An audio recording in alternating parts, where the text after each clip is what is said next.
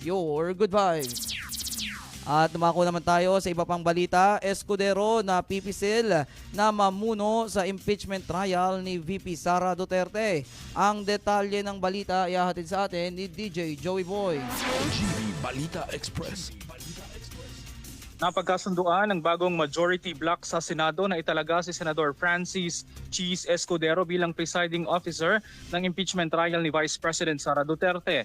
Ayon kay Senator Panfilo Ping Lacson, formal na ihahalal si Escudero sa muling pagpupulong ng impeachment court sa Hulyo 6. Aniya, napili si Escudero dahil isa itong abogado at may malawak na karanasan sa impeachment proceedings, kabilang ang pamumuno nito sa impeachment court noong 2025. Nilinaw naman ni Lacson na hindi pa pinal ang desisyon at maaari pa itong magbago.